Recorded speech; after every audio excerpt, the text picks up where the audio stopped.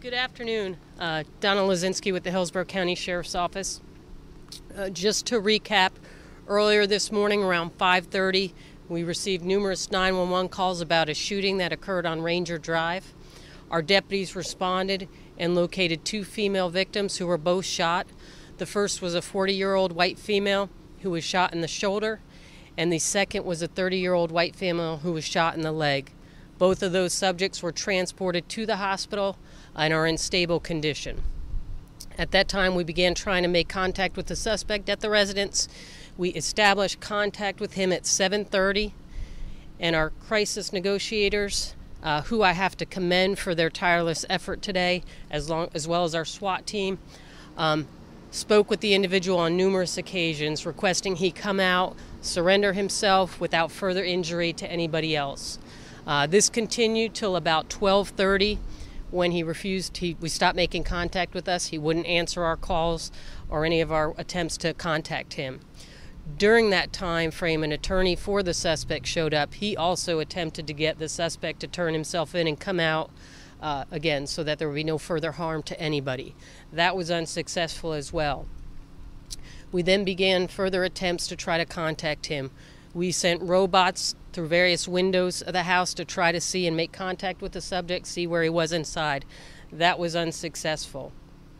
We then utilized a pan disruptor device, which is high pressure water, and we used that to disable the locks at the front door and open the front door. Again, trying to see the suspect, trying to get him out. All this time, our crisis negotiators are requesting he come out with his hands up, surrender himself so that there's no further harm. This was not successful. We then disrupted gas into the residence, again, to try to get him to come out. We never heard, again, asking him to come out. He never did. We then sent our robots back in the house, negotiating through the house, and at that time we were able to find that the suspect had committed suicide. He is located deceased inside the residence. Right now we cannot release his name because next of kin has not been notified. We will get that to you as soon as we can.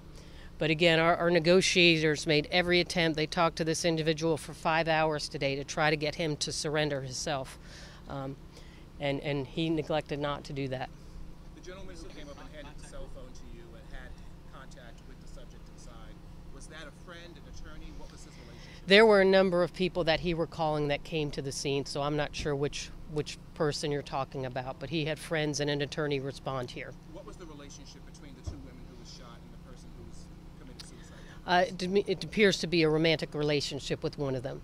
You said contact lasted till 12:30. At what time did you then send in the robots? We had robots trying to look inside at various points, but we were trying to give time for him again to come out. So we were trying to use the robots to knock on the windows, give him a chance, let him know we're here. We could speak through the robots, again, telling him to come out and surrender. So we took it gradually till this point. And at what point did you ascertain that he had taken his own life? Probably within the last 20, 30 minutes. Had he made any threats against himself or officers during any of the communications or anything? Not to us. And again, we're still interviewing people because he made a lot of phone calls during the time we were negotiating with him. It wasn't constant. He would hang up, call some other people. So we're still conducting our investigation, but he made no threats to us. And they Was this an said address that that this was was known a to frequent law enforcement? address to have law enforcement come out? Have you guys looked into the call logs and the history of We're- you guys have made several? We're still doing some of that, but the subject had no criminal history. And that's what I was going to ask. This was an address that was known to law enforcement. That I don't know yet, but this subject had just moved here recently, so even that wouldn't have, it would have been the last 2 weeks is my understanding, but he does not have any criminal history. Was there any, do we know anything about what led up to the shooting in the first place? Again, we're still conducting our investigation. There was some type of altercation between members that were visiting the household that started it. Have you interviewed the women who were shot? We have talked to them to some degree, but they were getting medical treatment, so we still have to continue that. And when you arrived on scene and located them, were they in the house? Were they outside? They were outside the residence. And they sought help from the neighborhood. They didn't live there at that time. They may have been with him in the past. All right, everybody, thank you. Thank you guys.